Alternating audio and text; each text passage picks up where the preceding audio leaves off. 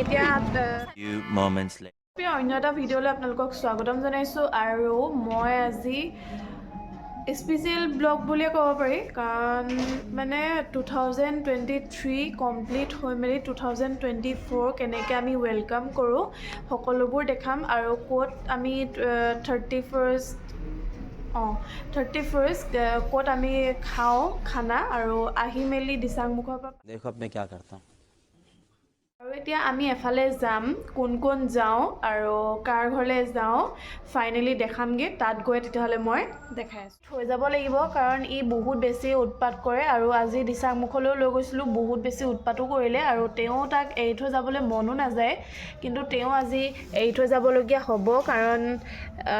এতিয়া আৰু আমাৰ ৰাতি বহুত টাইমো হ'ব আৰু তাৰ বেছি চিঞৰ বাখৰো শুনিবলৈও চবৰে ধৈৰ্য নাথাকে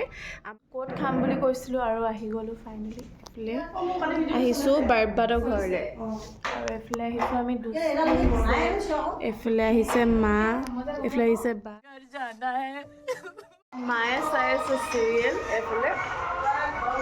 আৰু মই বহি আছোঁ আৰু হাতখন ইমান বেছি বিষাইছে আৰু আজি ৰাবাব টেঙাটো বহুত মানে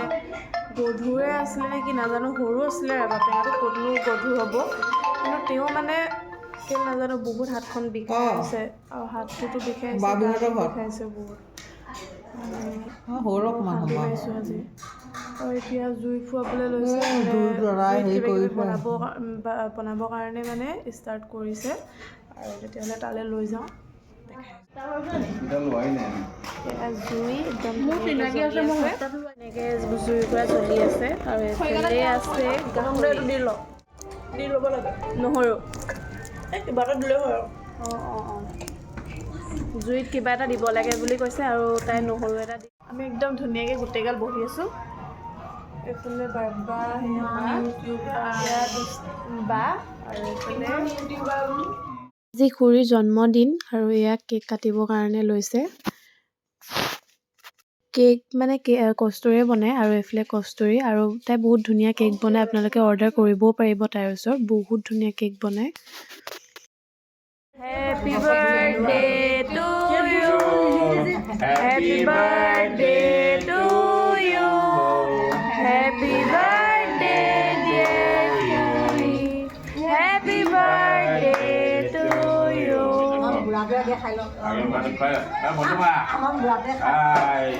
বাৰটা বাজিলে নেকি নাই বজা নহয়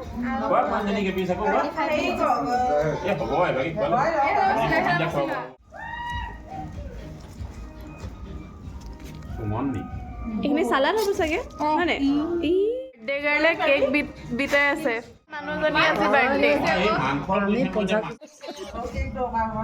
বাৰ্বে একদম পৰ্ক চালাড বহুত ধুনীয়াকৈ বনায় নিউ ইয়েৰ হ'বলৈ অকল 9 মিনিটছ আছে আৰু এইফালে আমি খাই আছোঁ পৰ্ক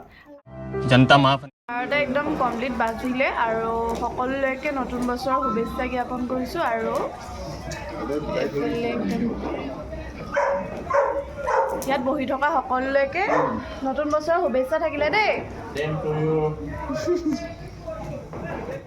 दीदी वाह दीदी একদম বাৰ্থডে কেকো বনালে ছোৱালীজনীয়ে আৰু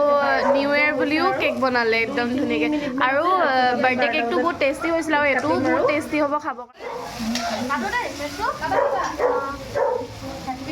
হেপী নিউ ইয়েৰ 2024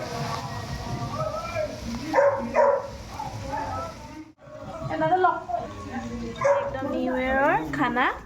হৈ গ'ল খানা ৰেডি এই ৰাতি বহুত দেৰিকৈও হ'লোঁ 2টামান বজাত শুইছোঁহে কিন্তু তেওঁ ৰাতিপুৱা উঠি বোলো দৌললৈ যাম বুলি বহুত দিনৰ পৰাই ভাবি আছিলোঁ নতুন বছৰৰ একদম প্ৰথম দিনতে মই যাম বুলি ভাবি আছিলোঁ আৰু আজি বাৰবা মই আহিছোঁ আৰু বহুত বেছি ভিৰ হৈছে আৰু গোটেই পানী ঢালিবৰ কাৰণেও গোটেই জাম হৈ আছে আৰু ট্ৰেফিক জামো হৈ আছে লগতে গাড়ী বহুত ভিৰ একদম মানে আহোঁতে বহুত টাইম হৈ গ'ল আৰু এতিয়া দৌললৈ পালোগৈ আৰু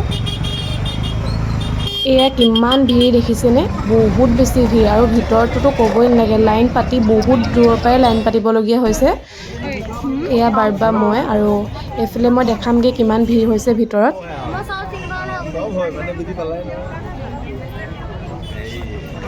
মানুহে বহুত দূৰৰ পৰাই লাইন পাতিছে, এয়া দেখিছে আপোনালোকে বহুত বেছি ভিৰ হৈছে। আৰু এয়া আমি অকল চাকিকে মানে জ্বলাম বুলি আহিছিলোঁ আচলতে, আৰু পানী ঢালিম বুলি মনত ভাবিও অহা নাই, ভাবিলেতো দুখ লাগিব ন, আৰু তেনেকৈ আমি ভাবি অহাও নাই। Few moments later. দিনৰ নতুন আৰম্ভণিৰ পুৱাতে মোৰ মনটো বহুত বেছি ভাল লাগিছে, কাৰণ মই দৌললৈও যাবলৈ পালোঁ আৰু লগতে নাজিৰাৰ অৱস্থিত অগ্নিনাথ মন্দিৰলৈও মই আহিবলৈ পালোঁ। এয়া দেখিছে তাতো বহুত লাইন,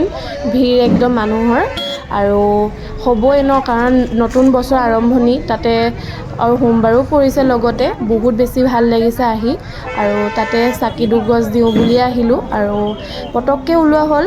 প্লেনিং নাছিলে ইয়ালৈ অহা, পটককৈ আহিলোঁ, কিন্তু ভাল লাগিছে মনটো, আৰু আশা পূৰ হৈছে বুলিয়ে ক'ব পাৰি, কাৰণ মই বহুত দিনৰ আগৰ পৰাই মই ভাবি আছিলোঁ ইয়ালৈ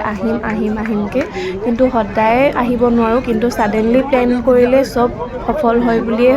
মানে মোৰ বিশ্বাস, মানে কাৰণ মোৰ চব প্লেনিঙে ছাডেনলিয়ে হয়। সেইটো কাৰণে এয়া চাকি জ্বলাই লৈছোঁ। দিয়ে এনেকৈ মুখৰ ভইচ দি মেলি কথা ক'বলৈও ভাল নালাগে, কাৰণ সমাগমো বহুত মানুহৰ, আৰু সেইকাৰণে অকল ভিডিঅ' এনেকৈ কৰি আমাৰ মুখকেইখনকে দেখাবলগীয়া হৈছে। ওলাই আহিলোঁ, সেইটো কাৰণে একো খোৱাও নহ'ল, সেইকাৰণে আমি সোনকালেই ইয়াৰ পৰা ওলাই দিওঁ বুলি ভাবিছোঁ।